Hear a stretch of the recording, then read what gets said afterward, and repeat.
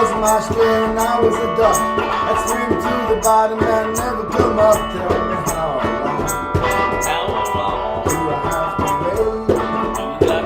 And to get my shliach now, I must hesitate. But the week was not mashke, I'm not a duck. I swam to the bottom, I was swimming up. Tell me how long.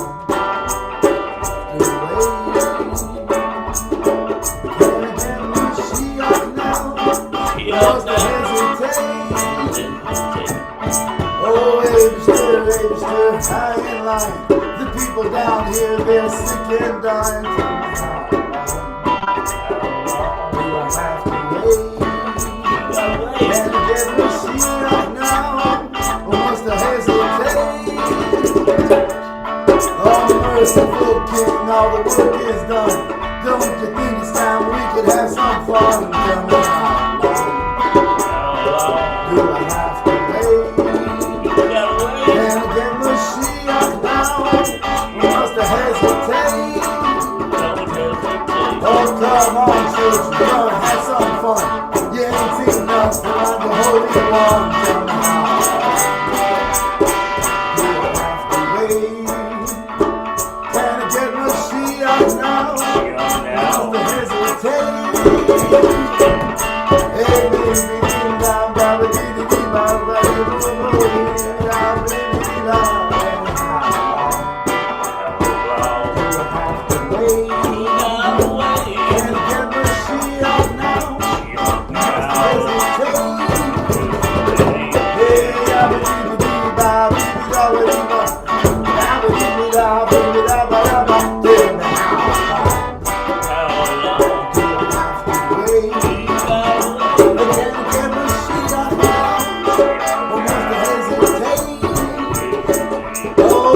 come on, children, gonna have some fun. You ain't seen nothing like the Holy One. Gonna have but you have to wait. You can't get my shliach now.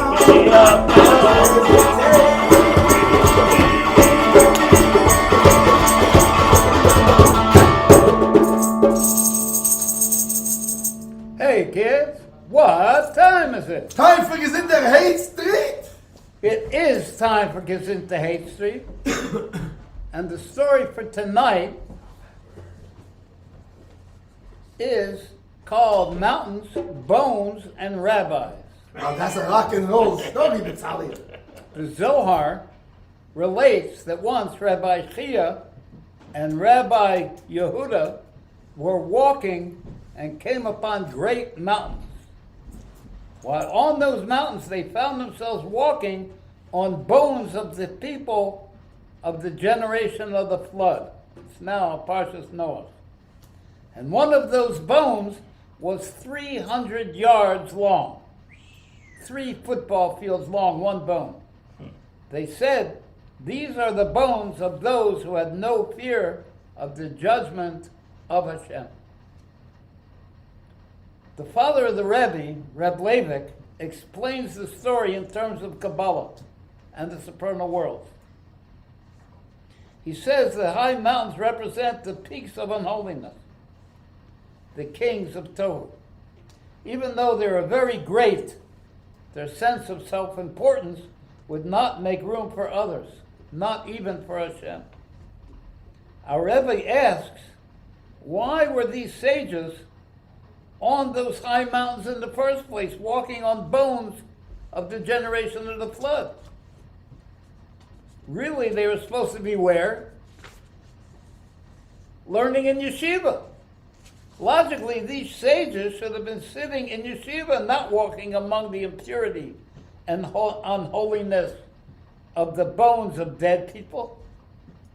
But the Rebbe says everything in the world, even those things which fall very low, must finally be purified and transferred to the domain of holiness.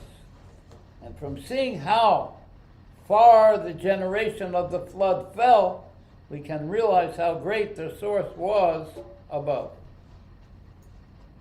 Rabbi Yehuda and Rabbi Tzvi symbolize the attributes of holiness, the attributes of tikkun. And by walking on their bones and saying Torah, they were able to purify the generation of the flood and raise it to its source in holiness.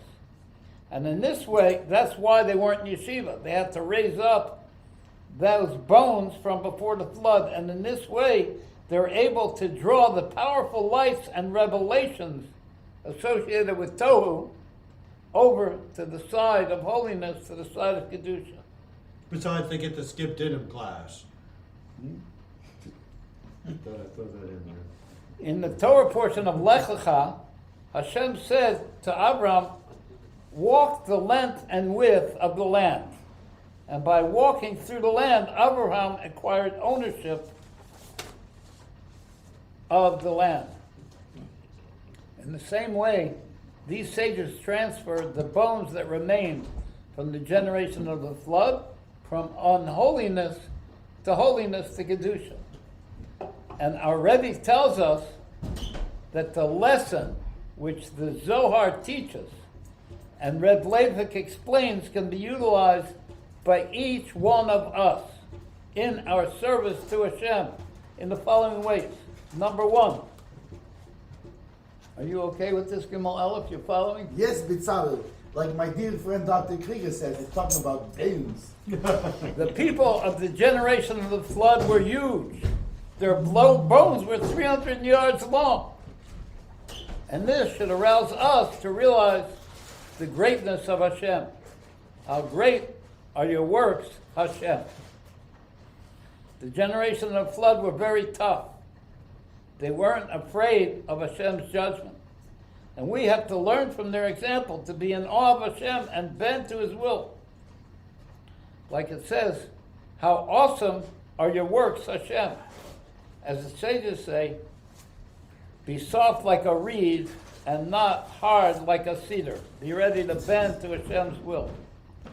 3, the generation of the flood was completely wiped out, which shows the victory of holiness over evil. This teaches us that the greater the strength of the enemy, the greater the revelation of the king's strength to be victorious through his emissaries. When a Jew sees an adversary to holiness, even if the adversary is huge and strong like the bones of the generation of the flood, he shouldn't feel overwhelmed. Since it's by divine providence that he encounters this adversary, he surely has the power and is designated from above to overcome this adversary and turn it to holiness. And this purification of the other side is accomplished through contemplating these 2 verses. How great are your works, Hashem, and how awesome are your works, Hashem.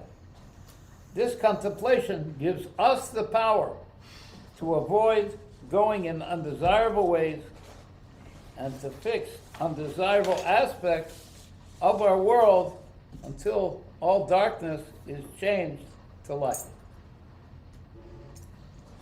One time, the previous Rebbe was on the road in America. He was going to Morristown from Crown Heights. And the previous Rebbe told the people that were going with him a story about Rabbi Isaac of Vitebsk. Did you know Rabbi Isaac of Vitebsk? Gimel Aleph. Well, he was a nice boy. Rabbi Isaac was the Rav of Vitebsk for about 60 years. I didn't know him then, Bitzal. I only knew him when he was a little boy. At first, Rabbi Isaac was an opponent of Chassidus and the Alter Rebbe. But at the great debate in Minsk, you remember that debate? You must have been there, Gimel. Oh yeah, the problem, I never made it in. I was debating with some guy outside. I came first, he came first. Rabbi Isaac recognized the Alter Rebbe's exalted status and became a disciple. You had your own little debate.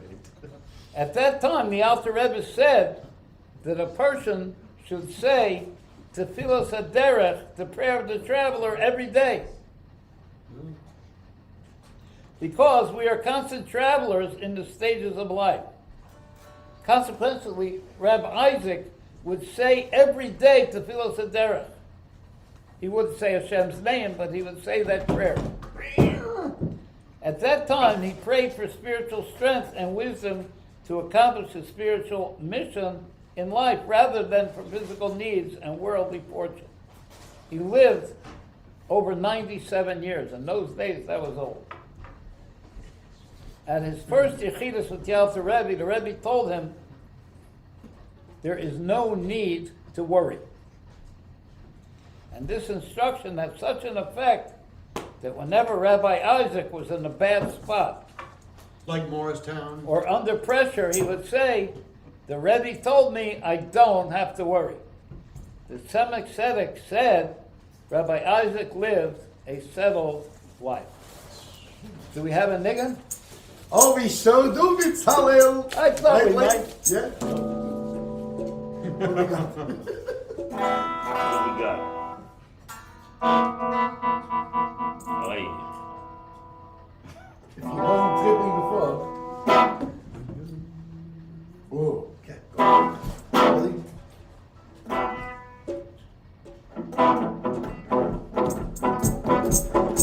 Yeah, you did it.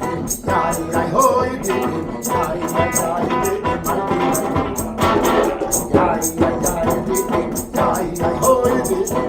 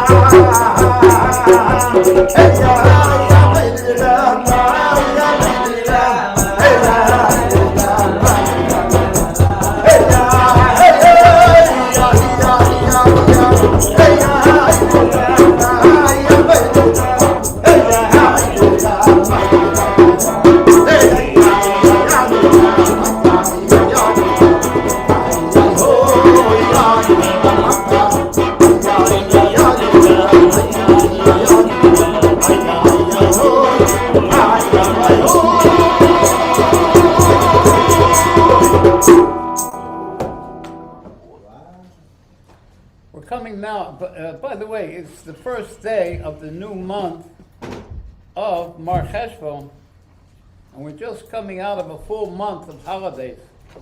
And there's an instruction from the Rebbe's that we should unpack all of the precious moments that we're able to accomplish during the holidays.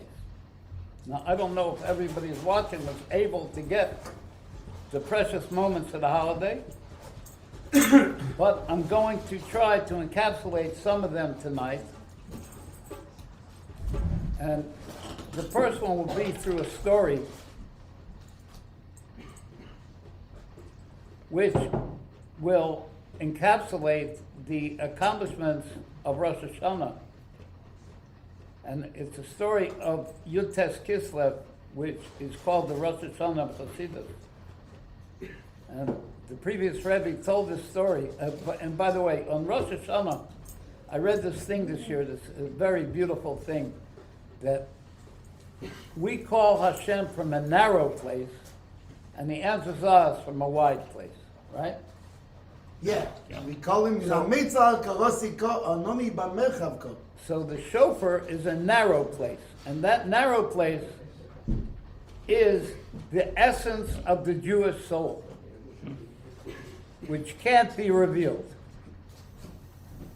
It's a simple essence. And that is symbolized by the narrow part of the shofar. And when the Jew calls with the essence of his soul to Hashem, it turns into a very wide cry. And then Hashem calls us from a narrow place. Hashem blows his own shofar. So how could it be that Hashem has a narrow place? He's infinite. Mitzalil, for that matter, how can he have a wide place? Maybe, but let's see how it works. He's infinite. So how does he have a narrow place? And the answer is that he also has an essence that can't be revealed. And when we call to him from our essence, he calls back to us from his essence, from that place that can't be revealed. So he calls us from a narrow place, and we answer him from a wide place. And we call him from a narrow place, the essence of the soul, and he answers us from the wide place. So I think this story will encapsulate some of that. Once on Yud-Tes Kislev, the previous Rebbe told of an event that occurred in Pittsburgh 3 days after the liberation of the Alter Rebbe. Everybody knows the Alter Rebbe was in jail, and he got out, and it was a big celebration. When the Jews of Pittsburgh heard of the Alter Rebbe's release, they thronged to his residence. Were you there, Gimel? Oh, Mitzalil, I was there, you I know. was there, I thronged to his residence as well. He thronged. But to their disappointment, the Rebbe announced he would not deliver a mimer of Chassidus on that day. 2 Jews pushed to the front of the crowd and pleaded with the Alter Rebbe. They said, Rebbe, we're Jews who have been cast deep into Russia. We do everything we can to serve Hashem through learning His Torah and doing His mitzvahs. Rebbe, please, say a Torah that will strengthen. That was me and my friend Beryl, by the way. Our hearts in serving our Creator, the Holy One, blessed be He. After some time, the Rebbe returned to the courtyard and finally did deliver a mimer after all. And first, before saying the mimer as an introduction, he explained the verse, as water reflects a face, so too the heart of a man to a man. Wait, Bitzalil, Yeah. you're going to say the actual mimer that the Alter Rebbe said on this occasion? I don't know. I'm going to say what the Rebbe said about it. Oh, that's good enough. Good enough for me, Bitzalil. The Rebbe will give us the inner meaning of that mimer. By way of introduction, he quoted a verse from Psalms, a generation that seeks your face, Yaakov Selah eternally. The seekers of Hashem's countenance, which means, the face means the inner direction. The Pnei, the face means the inner Pneumius. And the ones who do that are the leaders of the generation. And these seekers plead for the welfare of the generation by asking Hashem to reveal His inner countenance to Yaakov, the simple Jews. Yaakov is the simple Jew, like us, of that generation, enabling them to be doubly strong in their bond by connecting to the victorious eternality of the Infinite One, blessed be He. How do you say victorious eternality? The Netzach Netzach Selah Netzach Selah Boy. According to our Rebbe, the Alter Rebbe's introduction of asking Hashem to reveal his face, meaning his innermost level of infinite to Yaakov, us simple Jews, was a request that he bestow the level of Selah, the victorious eternality of Hashem, upon those Jews. And that revelation of the innermost dimension was the point the Alter Rebbe explained in the beginning of the discourse as water reflects a face. The way that we approach Hashem, he answers us with the same face. When we approach him with a smile, when we approach him in a way of we're searching for him and we want him, he returns that smile to us, but it's a godly face. Our Rebbe continues by saying that every story, especially one about a Rebbe, told by a Rebbe, contains a lesson for us in our service to Hashem. The lesson is that each of us must arouse his true inner nature.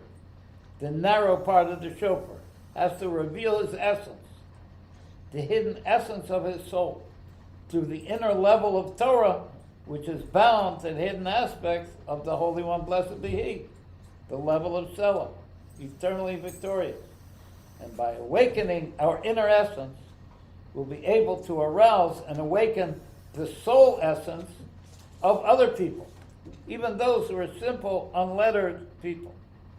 We accomplish it by connecting to them through the inner teachings of Torah Chassidus, through which they will also become connected to the inner dimension of the Infinite One, the level of Selah. When we reveal our essence through the shofar, Hashem reveals his essence through his blowing the shofar. As Billy the Yid, Olav Sholem, used to say, Chassidus is all about the inmost of the utmost. The inmost being the inner level and the utmost being Hashem. The previous Rebbe once said that in the statements of simple people can be found deep Torah wisdom. Those of us poor in das find in Billy's pronouncement, Chassidus is the inmost of the utmost, what our Rebbe teaches in a mimer and a sikh of Yotes Kislev. Chassidus is a new drawing down from the inner level of the godly crown all the way up to the infinite himself. We want Moshiach now. Just not far away. Should we have a nigga? What do you think, Mendel? Yes, you know, B'Tsalel, you know what? I think that's a grand idea, actually. That's a grand idea. Okay, like Rabbi Kunin says, mach mit de bam bada bam. You get real depressing here.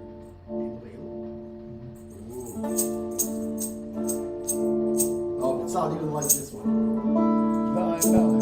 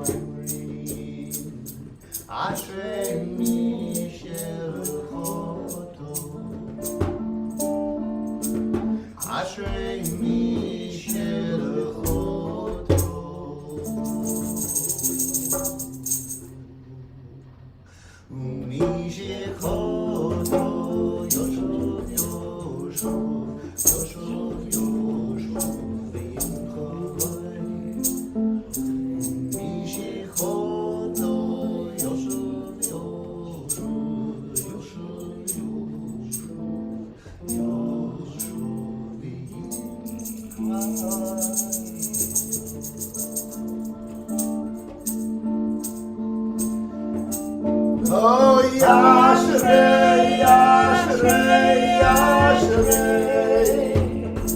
Ashrei mi shelach oto. Ashrei, Ashrei, Ashrei, Ashrei mi shelach oto. Mi shechoto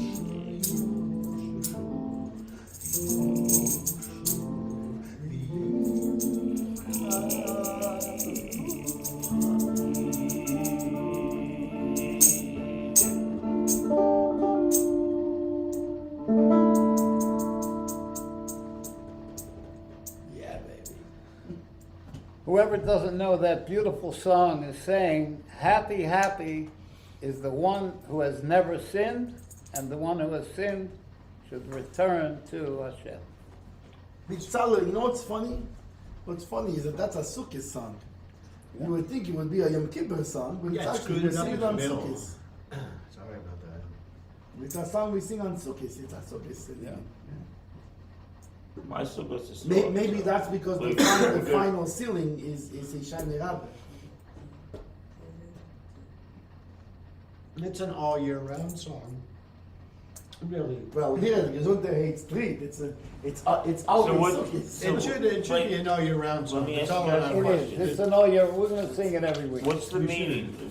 What does I the just song said, happy is the one who never sins, And the one and the who one sinned. who has sinned should return. Baruch Hashem. And who'll be Wow. forgiven. Oh, Yeah, and- Yoshev v'yim chalai, and it will be forgiven for him. Now, that was basically the Rosh Hashanah teaching, the inner cry of the heart, which is answered by Hashem's inner level. And that's connected with Yom Kippur, because the sound of that shofar goes up and becomes the cloud in the Holy of Holies in which Hashem appeared. And now we're going to connect the incense of Yom Kippur, that cloud, to the schach on the sukkah, and connect it to the love of a fellow Jew, which will connect it to sukkah. When the Alter Rebbe was in Medrash by his Rebbe, for the first time he heard a teaching from his Rebbe. His Rebbe was the Maggid of Medrash, who in turn had heard it from the Baal Shem Tov. And the Baal Shem Tov told the Rebbe of the Alter Rebbe from the cloud of incense in the Holy of Holies on Yom Kippur is drawn down the shliach of the sukkah. Everybody knows the shliach are the branches that cover the top of the sukkah. And regarding the shliach, it's written, I love all of you, Hashem says. The Maggid amended the statement to read, to love a Jew. And from that time on, the Alter Rebbe changed his approach to other Jews.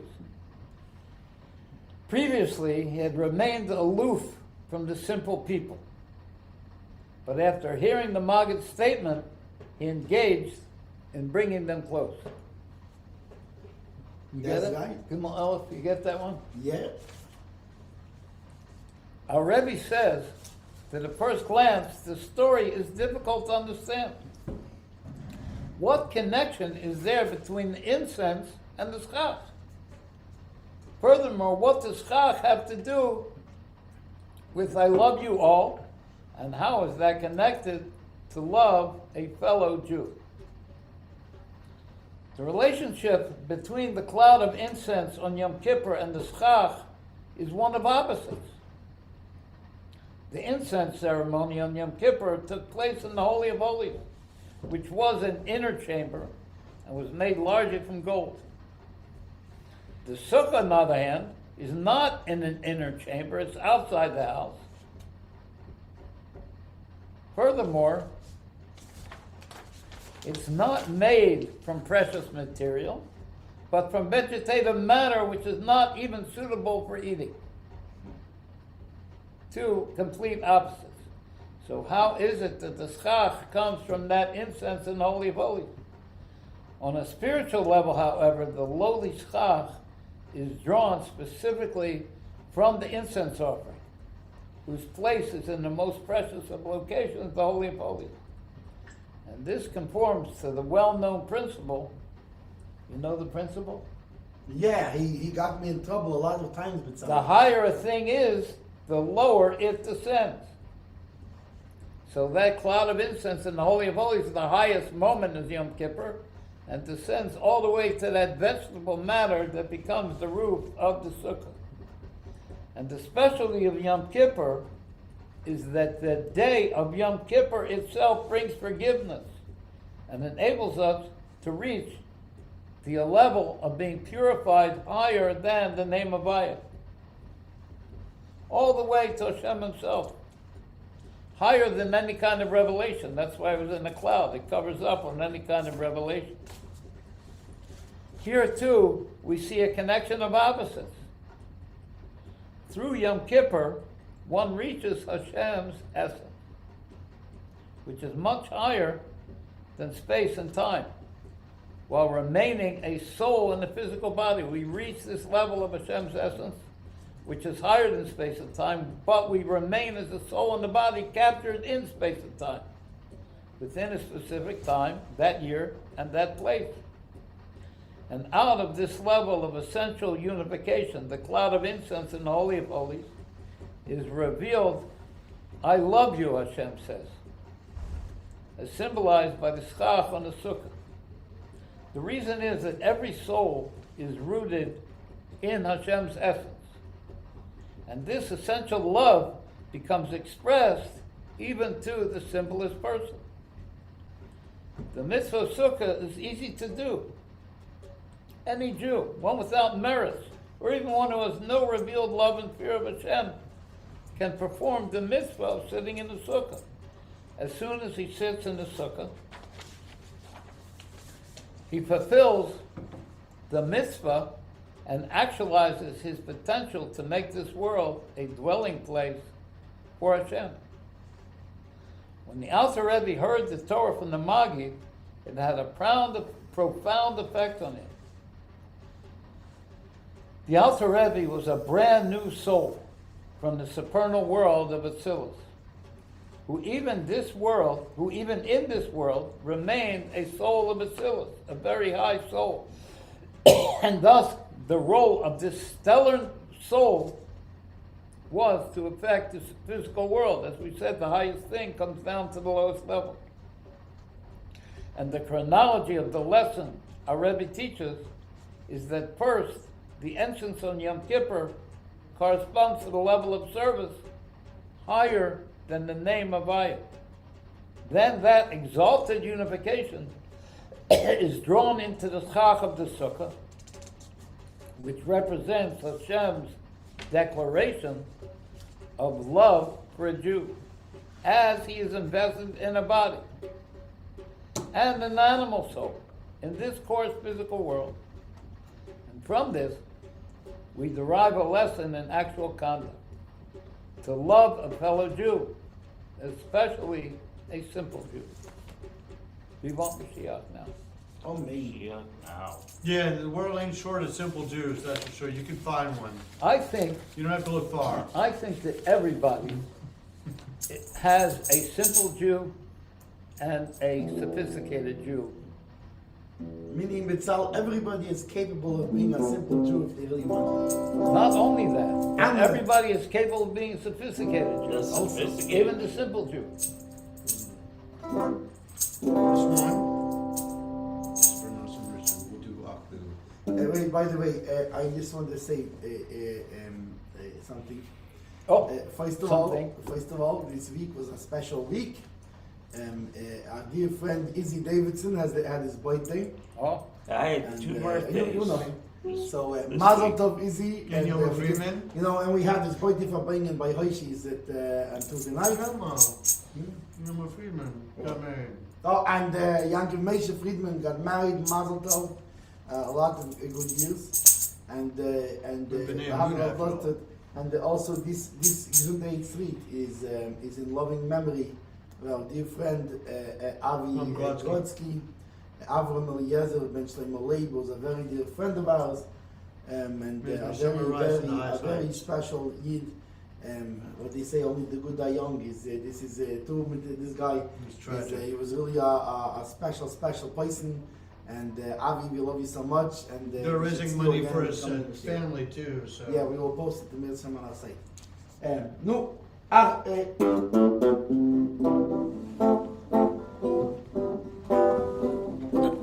good old Avi. ach du den nei dole dann bam bam bam mach dai gedam ja mai ja gedam mach dole dann bam dole dann dai gedam ja mai ja gedam ay ya mai ya mai ya gedam hey ya yo gedam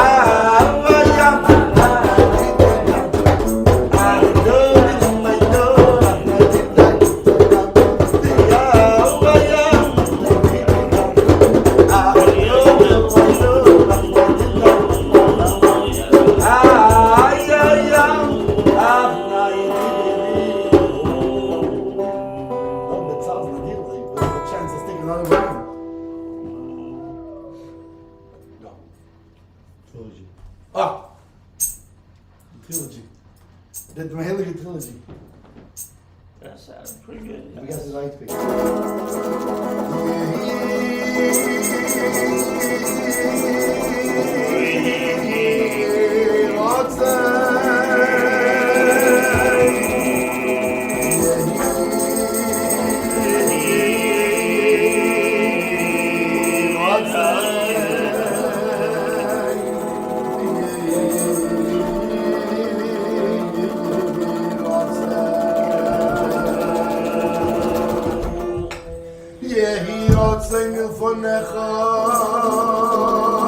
Hashem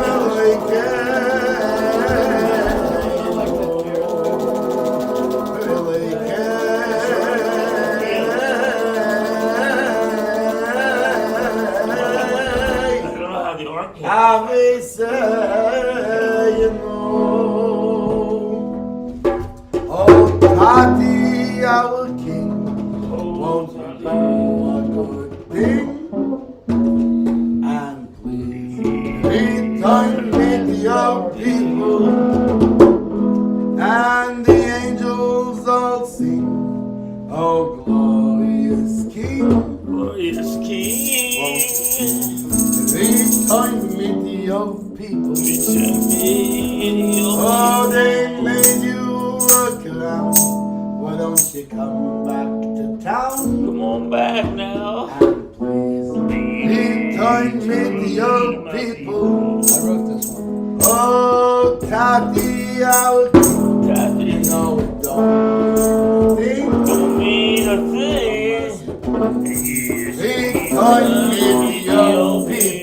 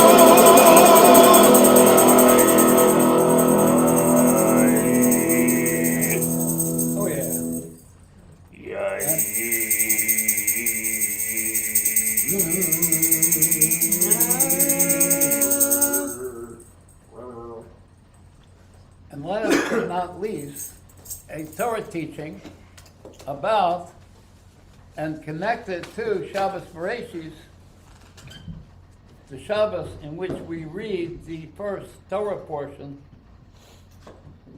In the beginning, God created the heaven and earth. The previous Rebbe said that when the Alter Rebbe first returned from Medrash, he was adorned with the crowns of might and beauty that were given to the Rebbe who would erect the pillar of Torah of Chabad Chassidus. He was the first Chabad Rebbe, first one to teach Chabad Chassidus. One of the first Torah lessons the Alter Rebbe shared was a teaching that the Baal Shem Tov heard from Mashiach in the palace of Mashiach. He added that he was publicizing it in the name of Mashiach and the Baal Shem Tov, so that the blessing it contained would be revealed in the innermost reaches of every Jewish heart. Pretty heavy declaration. Heavy That duty, is Tzali. seriously heavy. The lesson from the Baal Shem Tov was a Hasidic explanation of the first verse in the Torah. In the beginning, Elohim created the heaven and the earth. In the beginning, Bereshis indicates the beginning of our service to Hashem. Bara, created, means that a person's task in serving Hashem is to make known that Elohim, the name which indicates hiding of godliness, is the inner level of the creations of the heavens and the earth. In other words, the heavens and the earth hide on godliness. They are nature, and nature hides on godliness, which is a manifestation of the name Elohim, the level that hides on godliness. And that's the heavens and the earth. And our service is to reveal that it is Hashem himself, is Elohim. He is the one that's following the laws of nature and making himself hidden. The words in Hebrew, the heaven and the earth, Es HaShamayim ve'es ha'aretz, the first letters of those words is a very high construct of the name Avaya, to show that even the heaven and the earth, which is nature, is really a construct of the godly name that is higher than nature. Are you okay with that, Gimel Elif? Yes. How about you, Lane? I was just going to ask if you were going to ask me if I was okay with it. I'm asking you. So I'm ahead of the game. I'm on the ball. He's ahead of you. Bezalel, Groucho Marx himself couldn't come up with a better back and forth than what you said. That was a good one. So are you going to ask me? I did. Oh, okay. Yes. By the way, I'm okay. Good to What, check in. I didn't come to test you. Why you want to answer? Wait, how do you want him to I'm ask? okay. Give me a pop quiz after the... So Hashem, Havaya, is manifest through the name Havaya, which is higher than nature, in nature. This means that our service is to reveal that the essence, Elohim, of the hidingness, is Havaya, is Hashem himself. As we say at the end of Yom Kippur, Havaya is Elohim. Yeah, how about you, who are the king? Higher than nature is the Lord our God within nature. You have to say it 6 more times. Say it one more time, Lee.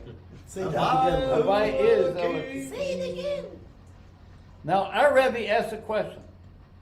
How is it appropriate for a Jew to change the order of creation, to reveal that it's really Havaya? The order of creation is Elohim. By working to uncover the 4-letter name of Hashem that's hidden by the godly name Elohim. The Baal Shem Tov addresses this question right at the start of the Torah to tell us that while the name Elohim hides in God's essence, the intention is not that it should remain hidden. Rather, the godly intention in hiding through the name Elohim is that a Jew should reveal that in truth it's really the infinite power of Hashem, as manifest through the name of Havaya, that creates and enlivens every facet of nature. The Rebbe goes on to explain an even deeper and more practical dimension to this story.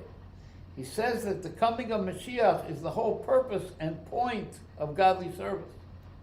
The future time will be the perfection of godly service. The mitzvahs will be done perfectly, exactly as Hashem desires.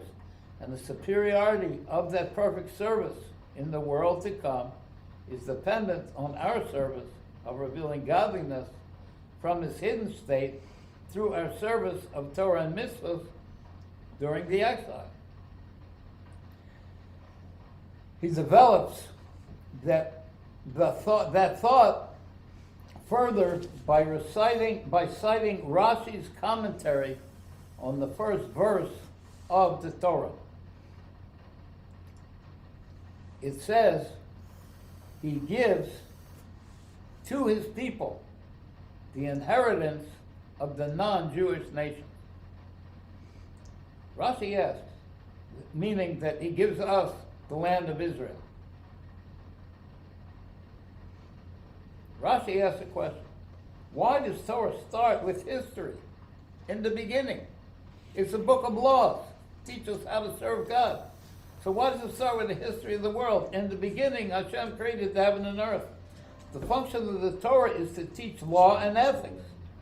So it should really have started with the first mitzvah, not a history of the world, right, Gimel Elef? That's right.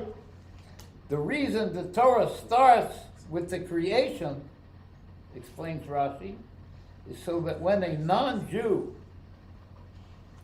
says that we are stealing their land, okay, we just read this last Shabbos, and can you imagine the vision of the wisdom of the sages, that that's happening right now? The non-Jew is saying that we stole his land, and it says we should answer them. The world is created. In the beginning, Elohim created the heaven and earth, and owned by Hashem. And he can give it to whom he wants. And he gave the children of Israel the land of Israel. But what are we saying, the Rebbe says in astonishment? That the Torah, the very beginning of the Torah, is a vehicle to explain godliness and God's intentions to a non-Jew? The beginning of Torah is to have a conversation with a non-Jew? No, the intention of explaining God's intention to the non-Jew and answering his complaint, the world was created by Hashem and therefore he can give it to who he wants, he's given it to Israel, the Jewish people, is that with the answer, we were choosing out the spark of good, which is the land of Israel, that was hidden as part of nature. The non-Jews had it. And by choosing that spark of good through our conversation with the non-Jew, we actually acquire that spark of good, the land of Israel, through that conversation. It's not a debate. We're choosing out the spark of good from the bad. And this explanation is also manifest in our personal service. As our Rebbe points out, each one of us has his own non-Jew, the animal soul. Like in the story of Shmuel Munkus, where Shmuel Munkus told the Alter Rebbe, my goy is bigger than your goy. He was a funny guy, by the way. He was funny. And that's the inner meaning. He gives his people the inheritance of the non-Jews, the purification of our personal non-Jew, the animal soul. And this is the general point of the time of exile that we're in now, that the service of prayer and learning, Torah, doesn't accomplish bringing the final redemption as much as doing the physical commandments, which is choosing the sparks of good. Alter Rebbe said that our prayer in the time of exile is a much higher service than our prayer at the time when we had the temple. But the main service in exile is the bending of the animal soul to make it conform to the will of Hashem, like the metaphor of a seed that through its rotting in the ground causes much growth. And particularly through what we accomplish now in the deep darkness of the exile, That's what I was waiting for. the choosing and acquiring for ourselves the inheritance of the nations, revealing that nature is just a covering for godliness, we will reach the revelation of King Mashiach. And this is the Torah the Baal Shem Tov received from the palace of Mashiach, that we need to reveal the inner intention of the name Elohim, the hiding of God. And that's the true intention of Hashem in hiding himself, that we should reveal him. That through our service, we will reach the revelation of Hashem's actual essence and being when Moshiach comes. And to our friends who either think that we stole the land from them, or they're agreeing with somebody else who said we stole the land. I have a little song to share with you. We're the Jews, we're the Jews. We're the Jews, we're the Jews. We got a message for you. We got a message for you. We're the Jews, we're the Jews. We're the Jews, we're the Jews. We got the King of the universe loose. Gonna tell you a story. We're gonna tell you a story. Gonna tell you slow. Gonna tell you slow. You know the Lord is cooler than an Eskimo. We're the Jews, we're the Jews. We're the Jews, we're the Jews. We got a message for you. We're the Jews, we're the Jews. We got the King of the universe loose. The land of Israel The land of Israel. is not for you. Oh, it's not for you. It's a special place that was given to me. I'm still working on that verse. We're the Jews, we're the Jews. Oh, we're the Jews, we're the Jews. We got a message for you. We're the Jews, we're the Jews. We got the King of the Oh, universe. yeah, baby. Now take this message. Yeah, take this message. It will set you free. It will set you free. The land of Israel was given to me. We're the Jews, we're the Jews. We got a message for you. We're the Jews, we're the Jews. We're the Jews, we're the Jews. We got the King of the universe.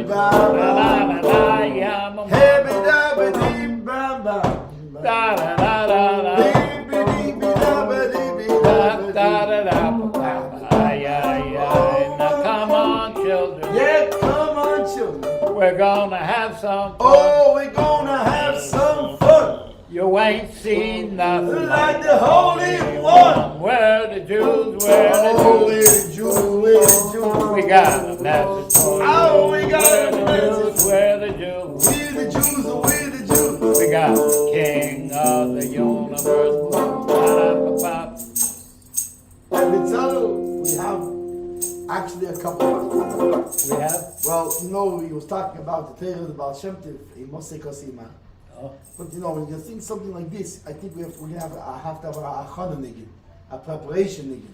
Oh. So we're gonna have what do you call the trilogy? What's that trilogy? What's called a two trilogy? You just give me the eye when you want me to switch hats. Well, when we finish the niggun, we'll It's do the like- niggun. But how do you call it a trilogy? A trilogy. It's a Three duology. part. A duology. It's a A duology. duology. No, we're gonna do a duology. Ready? What do you mean?